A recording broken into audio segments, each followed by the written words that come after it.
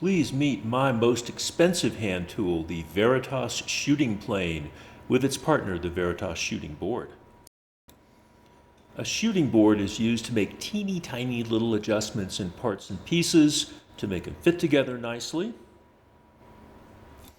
I'm using it here to shave a little bit of end grain. Another common use for a shooting board is to take little nibbles off the end of a miter.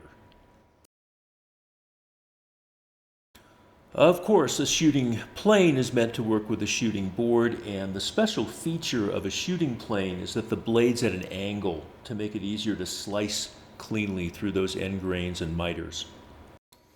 Rob Cosman, a woodworking expert, has this to say: an accurate shooting board will do more to improve your work than any other device in the shop.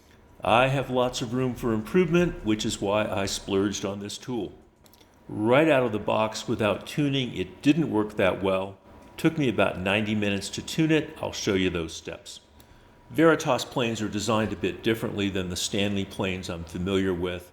On a Veritas plane, the fore-aft adjustment and the side-to-side adjustment are on the same lever. Stanley separates those into a separate knob and side-to-side adjustment lever. I kind of assumed that the expensive Veritas plane would be sharp enough out of the box. That's not really true. It needs to be sharpened before it can be used. I was surprised that with my naked eye, the sharpened blade didn't look square. I checked it, and it in fact was square. I was able to get it quite sharp also, so much that I actually nicked my finger a little bit, and it does slice paper. The lever cap knob should not be over tightened, no more than a quarter turn after it first contacts the plane blade. And that adjustment lever down below it should still be able to be adjusted after you've snugged down the lever cap knob. Like most planes, you sight down the sole to make the lateral adjustment to the blade. Make sure it's even on both sides. I verified the lateral adjustment by taking some little shavings on both ends of the plane blade, and they seemed even to me. A difference with a typical Stanley plane is that this Veritas plane has 3 set screws that are meant to not hold the plane blade snug, but just to give it a little bit of guidance so it won't shift side to side. So you don't tighten those as much as just move them up so they're just barely touching the plane blade. The plane rides on a track in the shooting board, and the right side has an adjustable fence. The fence on mine had some plastic goop that was kind of bunched up in a couple of spots, so I pulled that up to get rid of that plastic goop, and I noticed that the other side of the fence was nice smooth plastic. My guess is that both sides should have been smooth, but the fence is symmetrical, so I just flipped it around and used the smooth side to ride against the plane. Instructions say to put a sheet of paper along the rail, then the plane, and make the lateral adjustment of that fence. There's some adjustment screws that make that pretty easy. And of course you want to take out, almost all the lateral play, but not make it so tight that the plane binds in the track. The fence is adjustable, and it's got stops at common angles like 90 and 45. My fence was not true out of the box. It needed to be adjusted.